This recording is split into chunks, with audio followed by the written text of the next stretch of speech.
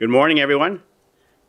First, thank y'all for being here. And more importantly, thank y'all for being Texans and Americans who care about mental health and helping others that have served our country. I want to thank, in particular, a number of people that have been part of this team. As someone described today, the dream team. The coalition has put together the first of its kind clinical study to help veterans who are at the point that if they don't get this help, we don't know what the next day will be like for them. I'd like to thank first former Secretary, former Governor, and my favorite U.S. fighter pilot, Rick Perry.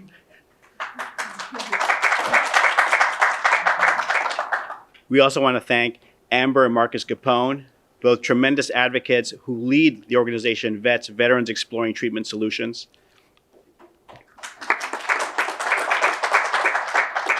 Dr. Lynette Averill, who has dedicated her life to finding solutions for those who suffer from PTSD. And last but not least, on the stage, a fierce warrior who I will go to bat with anytime, any day of the week, Andrew Moore. We'd also like to thank the Warrior Angel Foundation, Texas VFW, Medal of Honor recipient Dakota Meyer, and Morgan Luttrell, another very special operator who has helped us tremendously. And we also want to send him some wishes in his future endeavors, and perhaps we can spread this type of legislation at the national level. Morgan Luttrell.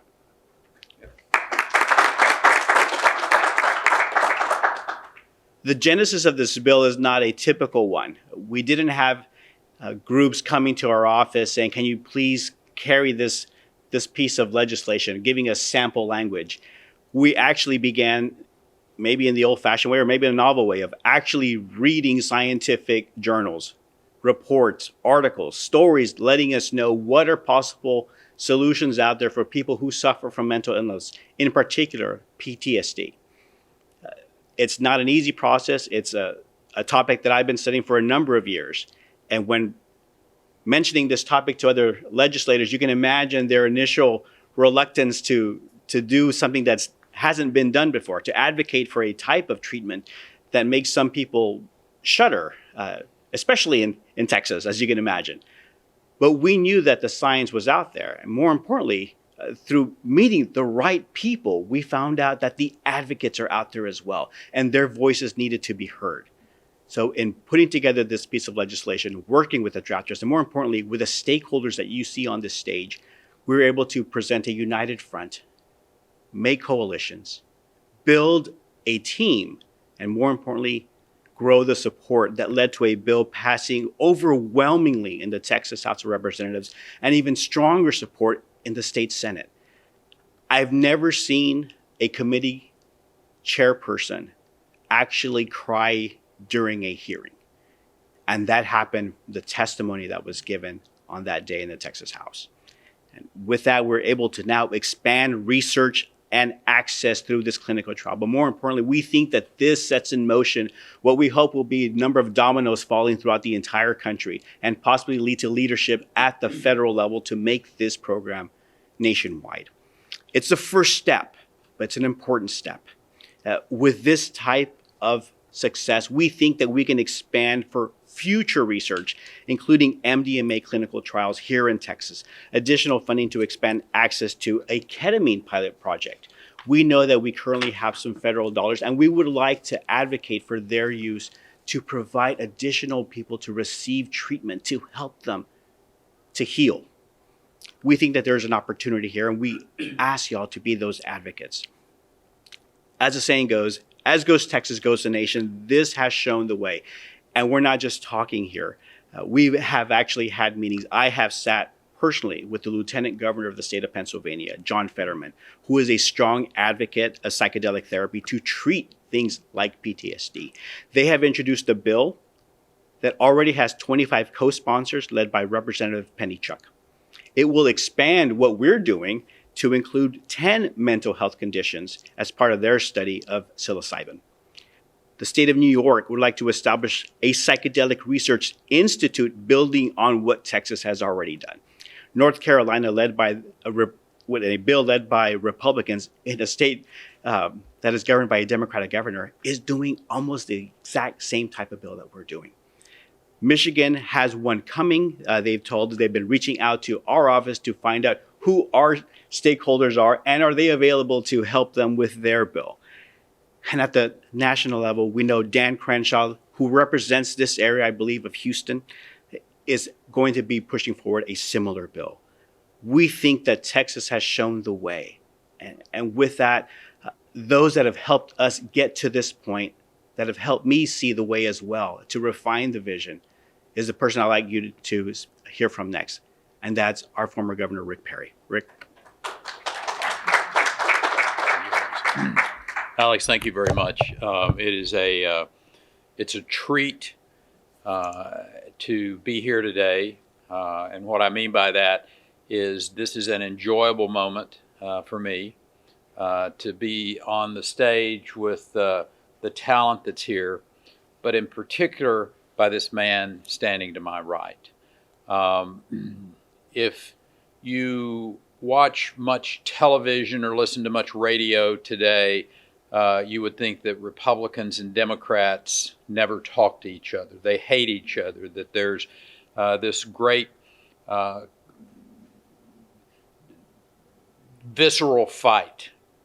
And the fact is, one of the reasons I'm so proud to be a Texan is that over my 40 years of public service, what I found was Democrats and Republicans do work together in the state of Texas. They find what, now we may disagree on things and disagree. That's not true. That's not true. From time to time about certain things, but that's okay. That's how the process is supposed to work. But when we find things that we agree on that can be helpful to our fellow citizens and we come together, I think that's the beauty of what we've been able to do in the state of Texas. And I hope we're an example for other states as they go forward. Find the things that really serve your citizens and forget about, which team you play for. You play for the team of the human race and for our citizens. And that's what the beauty is of this from the standpoint of a political standpoint. 15 years ago, for my wife and myself, our lives changed. We didn't recognize it at the moment as it was going to have a central impact upon our lives when a young man came to live with us at the governor's mansion who had major post-traumatic stress. He had traumatic brain injury. He was addicted to opioids, former team member who all of us know, and we've mentioned here, Marcus Luttrell, and Marcus has been very open about the challenges that he faced as a young man after he left the SEAL teams. And by the grace of God, he ended up in the governor's mansion. There are tens of thousands of people in the world who don't have a governor who can advocate for them directly. But this has given me the opportunity to be a spokesperson for those tens of thousands who do have these challenges in their lives. I'm focused at the moment on these veterans. But as you and I had shared, this is a lot broader issue than that. This is going to be able to help people who have had traumatic events in their lives, whether it may be a traumatic brain injury that occurred on an athletic field, a traumatic brain injury that happened while you were riding your bicycle. It may be a sexual assault, and in a lot of those cases, a traumatic brain injury that came from that. But to be able to tell people that there's hope. And I have become completely convinced, absolutely convinced, not just in the interaction with the individuals who have been treated, but with the studies that I've been able to do over the course of the years, that the use of these compounds, these psychedelics, are going to break through in our mental health like nothing we've ever seen before. I'm incredibly excited about the potential. I'm so thankful that my home state, led by Alex and his colleagues in the legislature, had the courage to stand up and say, we know That, psychedelics have been abused. They got a bad reputation. They had a bad reputation. But let's be thoughtful. Let's really be truthful. Let's be open to the potential that this could really change people's lives. And that's exactly what we've done. The representative is correct in that Texas can be the real leader in the nation in this. It's a Republican-led state. 5 years ago, if you said Rick Perry's name will be in the same sentence as psychedelics, I would have said, you may be taking some of those. But to be open, to be intellectually curious, that's what we're seeing here today. But more importantly, we're basically saying to some individuals who really don't have any hope that there is real hope, that this state's going to lead. We're going to save tens of thousands of lives. That, I hope, is what we all truly in our hearts recognize we were put on this earth to do. Thank you.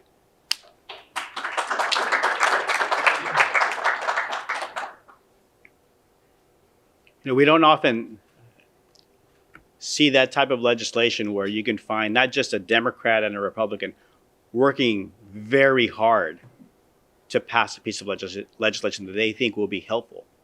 But more importantly, how often do you see a bill that is being worked so hard by a Texas A&M Aggie and a Rice Owl? How often does that happen? So, Governor, thank you very much.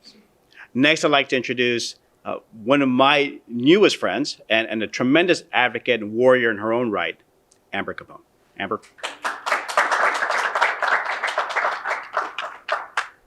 Thank you, Alex. Well, I just want to say that 4 years ago, when Marcus was struggling, I never thought that we would be sitting here today. But as soon as we found relief through psychedelic assisted therapies, we knew that we had to pay it forward. And that's exactly what we did. So we provide immediate on-the-ground support for veterans who truly are at their wits' end and they need an emergency intervention. We send them outside of the United States to receive these therapies, and then we offer all of the complementary support before and after their experiences. To date, we've sponsored over 400 special operators who've had to leave the borders of the U.S. to seek healing for the invisible wounds endured because of their service. 20 years ago, we were all in shock and we were united. And I really hope that the suicide statistic sitting at roughly 20 per day will stop being numb to that. And we can let that shock us and we can do something about it.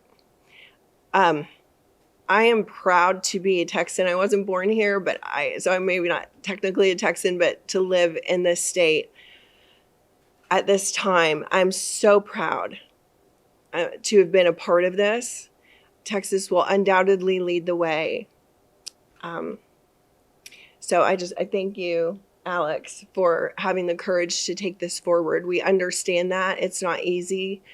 For a long time, we felt like, well, we experienced this healing and we want to help our friends. We don't necessarily want to come out publicly, kind of want to hide and do this below the radar. And then one of my best friend's husbands took his life. And the conviction that we experienced after losing him was enough to force us out of our comfort zone. And so to be now helping advocate for legislation that will help tens of thousands or hundreds of thousands or potentially millions, I feel like our veterans will lead the way for all Americans to be able to receive this phenomenal healing. When you are so desperate that you are willing to do anything to save someone that you love, you just check all of that concern at the door, and you just step up and do the right thing. So I just applaud everyone who made this possible, the legislators that almost unanimously supported this in a bipartisan way. I applaud them. I applaud Texas, and I pray that other states will come on board, because this will go a long way in ending the veteran suicide epidemic. I have no doubt about that. Thank you. Amber's vision and integrity are only overshadowed by her modesty. The Vets organization saves lives, and they do so by raising money to send our veterans, our soldiers, to another country, because that treatment is not available in the United States outside of underground channels. So while this country hurries to catch up, the work that Amber, Marcus, and the Vets organization is saving lives. And as a short plug, it's certainly not in the script, there will be having a fundraiser in San Diego in November, honoring Veterans Day. And I will be there, and I hope that you will consider helping them as well. One of those fierce warriors that has been leading this fight himself, finding that solution, that cure, who can maybe better shed some detail of what they do and what they go through, is one of our next fierce warriors, Marcus Capone. Marcus.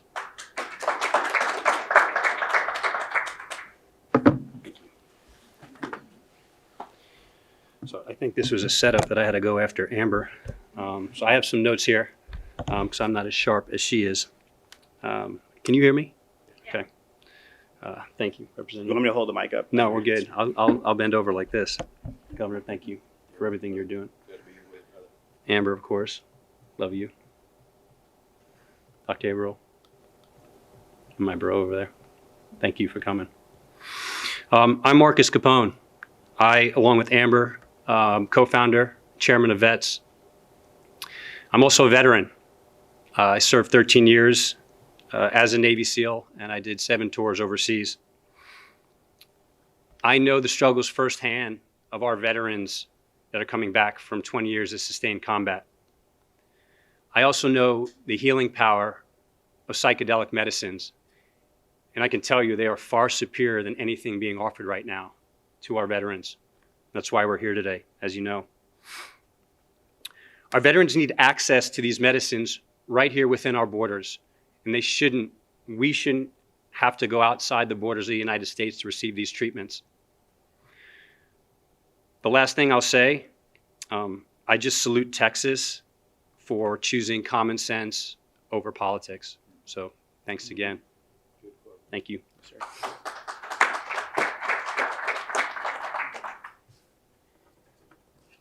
And I'll pretty much do anything that gentleman ever asked me to. But one of the other great voices that we heard from this past legislative session is somebody who, on the other side of this topic, is a scientist of her own fierce renown. I'd like to introduce you to Dr. Lynette Averill. Doctor.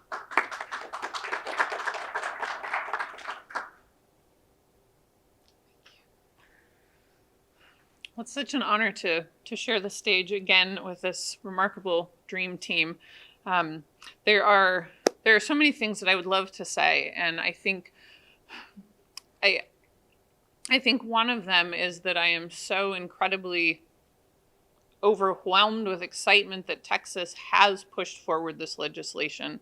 It is critical legislation, and I think, as Alex, you said, I think in most every time I've seen you, as goes Texas, so goes the rest of the nation. I think we're seeing that. As you noted, other states are pushing forward similar sorts of legislation. I've been involved in some of those conversations, and there is interest. I think on the other hand, I stand here and, there's a quote that I love that says, reality is the leading cause of stress amongst those in touch with it. And I think the reality right now is that we are in a crisis. We are at a point in our nation's history and in our global history, I think the history of mankind, of humankind that we have never been in before. We find ourselves, as I think has been highlighted certainly at the 20-year anniversary of 9/11, 20 years of sustained combat, around 20 veterans a day dying by suicide. And that's not only the reality for our veterans. We have a global suicide epidemic, an opioid epidemic. All of these things were critically affecting our citizens before we found ourselves around 18 months into a pandemic, to the COVID pandemic, to social, civil, political unrest, to the recent and ongoing events in Afghanistan. We have a mental health crisis. And I think there is sometimes these conversations of concern around these interventions, concern that either there may be abuse potential, or somebody's going to have a bad experience, or concern that this requires a paradigm shift. These interventions are not the same as sending someone home with an SSRI to take every day for now until potentially forever. These interventions, psychedelic assisted therapies, operate in a different way.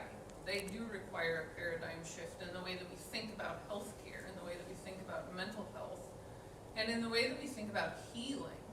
I think if you have ever experienced for yourself or talked to someone who has experienced these interventions, that these open up a space, these provide a foundation with the neurobiological effects that happen very rapidly and robustly. And I think there is potential, I think there is great potential with a lot of additional dollars coming into Texas to perhaps expand those efforts, to look further at how can we use these interventions to save lives. And I think that's really what is at stake here, is how do we save lives? I think it's an incredibly exciting time. You know, we've lost a lot of leeway. 30, 40, 50 years ago, these drugs were being studied and had a lot of potential, a lot of benefit. And then we had the Controlled Substances Act that shut all of that down. Now we have the train on the track again, and I think we can really fast track things. I think that's where we're headed. MDMA has FDA breakthrough status and is likely to have FDA approval in 2023. Psilocybin, probably around 2025, and that's really exciting. And something else really exciting that I think Texas has very much set the foundation for is to have critical conversations at state and federal levels in terms of how do we save lives effectively. And what I mean by that is, how do we take these interventions that do require a bit of a paradigm shift and make them scalable? How do we actually roll these out in our healthcare platforms? How do we consider accessibility? How do we consider protections for indigenous cultures that have been using these for centuries? All of these kinds of questions. And I think it starts with conversations just like the one that Alex led, that former Governor Perry was part of, that the Dream Team and many members in this room were part of these conversations, and these conversations continue. And I'm really delighted and honored to be part of the group here in Texas. I am really delighted and honored that I will be able to be part of the study here in Texas, and hope that we can expand this effort. And just really, again, would say thank you so much to you, Alex, to Governor Perry, and to everyone here on this stage with me. It has been an incredible experience. I will also say to you, Graham, you are a remarkable human and have been very much a linchpin in all of this as well. And I say 3 cheers for Texas, and let's save some lives. I was medically retired from the Army in 2015. The entirety of my time was spent in Special Forces. And before I go any further, I'm going to take the moment to honor my brother, who resigned his commission in the Army to help me get back on my feet and start our foundation, Warrior Angels Foundation. For my wife, Becky, my love,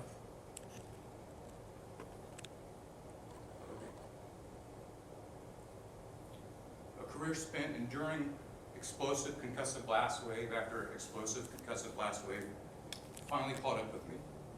And I started to suffer what we now know were multiple minor traumatic brain injuries. Now, minor only in the sense it didn't send me to a field hospital or emergency room like a broken bone, a gunshot wound, or a missing eye would have. So it became very difficult for myself, my family, the outside world to understand, like, hey man, what has happened to you? How is your life unraveling at this breakneck pace? See, these invisible head injuries sustained in combat took me from being that elite special forces operator, placed on double-digit medications, a shell of my pre-injury self, on the street, my head spinning, and I'm wondering, how am I supposed to go forward, provide for my family in a condition like this? I got to the point where I was paid to make difficult decisions in life and death situations, and the only logical conclusion that I could come up with for moving forward was to take my own life, because that would be a better future for my wife and kids. Today, and since 2015, I'm symptom and I'm medication free, performing as good, if not better, than my pre-injury status. Now, that's not special, nor is it specific to me. And this is what I'm excited about what this bill is doing today. Because our organization, organizations like VETS, we've replicated results just like mine. You've heard it 400 times. We've done it 4,000 times. These things exist, evidence-based and scientifically valid solutions that aren't being used for the people who need them most. How? By using novel, evidence-based, and like I said, scientifically valid therapeutics that are proven to return the brain and the body back to a neuropermissive environment. This is what led to my recovery, and that came from the correct identification of the treatment and failed neuroendocrine system, secondary to all the explosions, and psychedelic-assisted therapy. My psychedelic medicine journey was a dreamlike review of past memories and experiences that allowed me to revisit and release things from my past that my conscious self was just unaware of. I couldn't get to it. The gifts from receiving this has had a profound impact on my life. My experience released pain and trauma that had been trapped deep inside of me. I walked away with a complete sense of fulfillment and validation. Every experience I relived was a direct result of carrying the accompanying burdens from a life of service. It's my understanding that these molecules work to essentially reset our neuronal cell receptor pathways. Where I could not access it before, I now have a greater sense of empathy, feeling of connectedness to all things. My abilities to communicate and listen have also been heightened, along with my cognition and creativity. I was able to salvage past relationships that had been damaged from a place of compassion and understanding, free of judgment or feelings for retribution. Now, what you just heard, that is not my story. That is the story. 20 years of constant combat has taken an inordinate toll on the very few who bore the burden of service and sacrifice to this country. We are in a state of emergency, whether it's declared one or not. Our veterans and service members are taking their own lives at a rapid pace. This is an urgent matter that requires real leadership and an urgent response.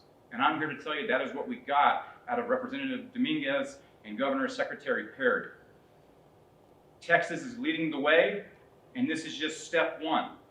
We need to continue the effort and take it to the next level. So now everybody who needs access to these molecules, to these compounds, to these healing modalities, they can get it, receive it, and go on to, like Dr. Averill said, living their best lives. I'm so honored to be a part of this. I'm excited and inspired for the future that we're all creating. Dio presso labir. Thank you guys so much.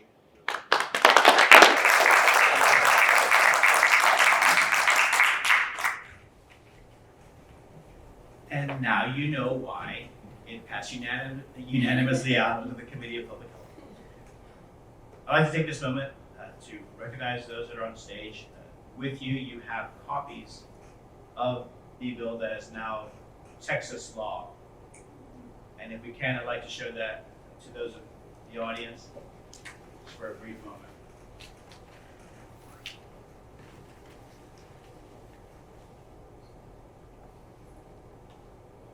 Thank you. And unfortunately, they don't let me put your names as joint authors of this important piece of legislation. The state of Texas, and the record shows who it was that made this happen. No one person can, and we express our thanks to you. We express our thanks to the committee members, to all the joint and co-sponsors and co-authors that pushed us along the way. This was entirely a bipartisan effort. We thank Lieutenant Governor Dan Patrick for speeding this through the process when many other bills were being stuck in the muck, as my son says. This one he recognizes being vital and important. Since 2001, we've lost over 115,000 veterans, not on foreign soil, but here in the United States, because they resorted to taking their own lives because the medical treatment that they were undergoing just wasn't working for them. We cannot let that happen again. Now we are 2.5 weeks after the 20th anniversary of 9/11. We know thousands more soldiers will be returning home. They need solutions. They need hope. This is just the beginning of the conversation. Our work is not done yet.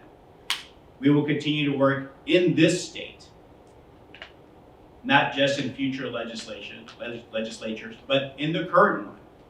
If there is funding available to help our veterans, not just to achieve a bit of healing, but to help us with the data that we can then push forward to the FDA to say, this works, let's help other people that suffer from this.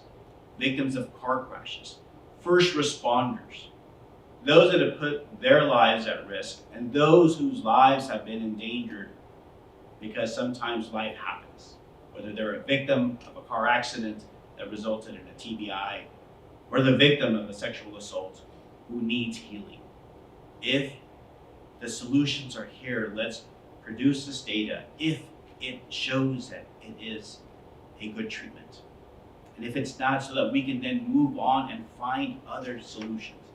But we think that we're on the right track here. And with that path, we know that we can get further and treat more people and make this not just a great, healthy state, but a much better nation.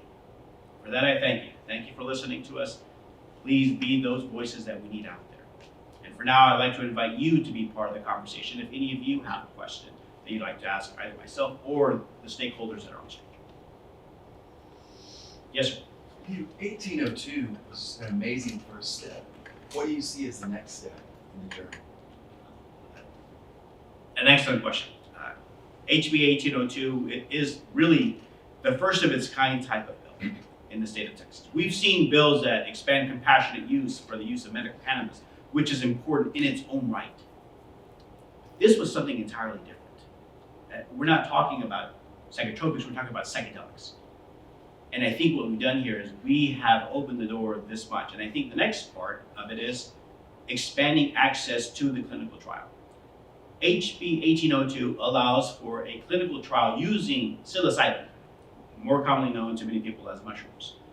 But it also has an aggregation of the journal articles, the important findings out there on how well does ketamine treatment help? How well does MDMA treatment help those who suffer from similar circumstances? What if we could expand this treatment to fund studies of all three at the same time and let them go head to head and see what works for what type of situation? And I don't want to say that we have guinea pigs out there willing to do this, because I know this is it's a horrible treatment. You're reliving your worst moments in your life. But we know that there are many people out there who want to be in the study. We know this because once this bill passed in the Senate, my office was getting those phone calls. How can I be part of this study? I suffer from this. So we know that there are those that want to be the pioneer subjects to try to find that solution.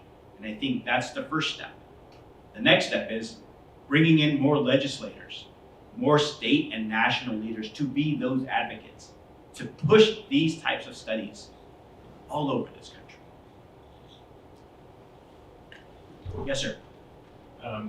Just a question. So could you talk a bit about the moment you knew this was not just going to be another bill, but actually become law? It actually goes back to a Zoom conversation, Governor or Secretary Rick Perry. I knew that this bill, when we filed it, would get a little bit of attention, probably some ridicule by some. Others, zealous advocates for this field would kind of go the other way. We knew this was a good bill, but we knew that when we filed it, we wanted to just start the conversation because we know this topic is almost a bit taboo. But there are those courageous people who saw it for what it was and what it could do. And at the end of that conversation, I looked at my legislative director and we said, we know if he gets it, the rest will get it. They'll get this. And it wasn't easy, mind you. It's still, for Texas to do this, He wasn't meaning that just because I'm an Aggie, if the Aggie gets it, then everybody else will get it. he's absolutely correct. It has nothing to do with the governor's cognitive abilities. It's Hey, that, Let me add some here. I think that I got there because I got to talk to people like Marcus Luttrell, Morgan Luttrell, Dakota Meyer. And I think for me to get comfortable with this, it was seeing the proof in the pudding, so to speak. It was literally knowing the depth and the darkness of which these young, incredibly capable young men found themselves, and that they had to leave the shores of America to find that saving treatment.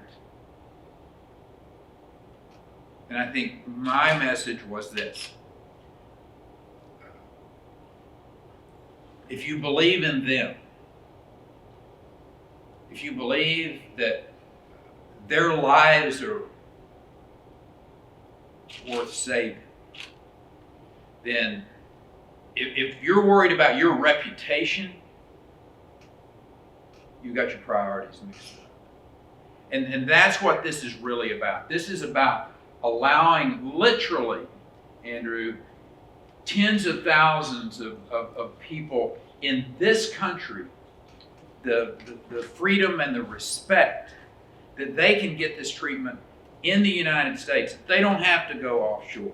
And that all of the taboos and the things that have gone along with psychedelics through the years.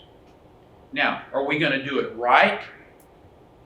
Are we going to do it in clinical trials, Lynette, with great and good science behind it? Absolutely. But we're going to have the right diagnosis. We're going to have the right dosage. We're going to have the right guidance as they go through this, and we're going to have the proper follow-up.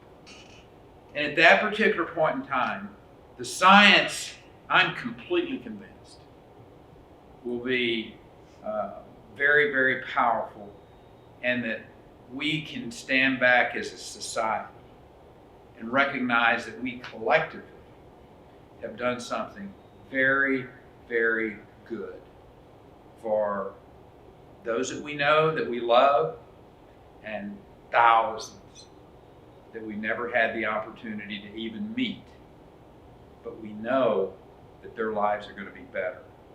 And I want to say to all of you, those that are listening through our media today, and I hope that the media will really take this and truth to power, and share this across all of the different platforms, because I don't think there's been anything in my 40 years of public service that has the potential to do more good, to affect more people in a positive way than this piece of legislation working with these compounds.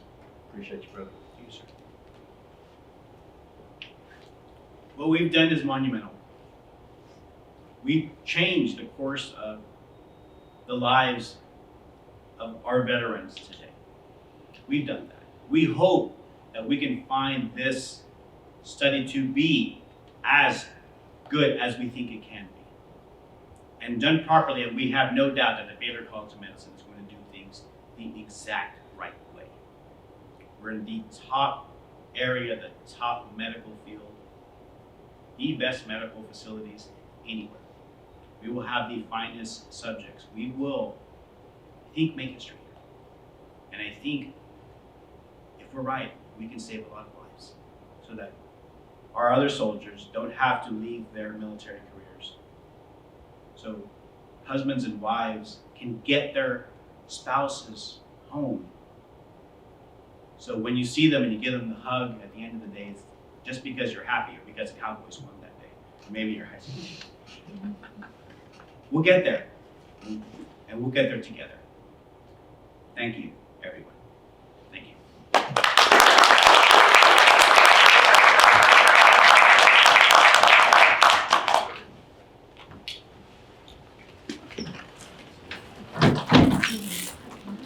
Hey, Graham, did Coach Reese responded to you and me when we took that picture?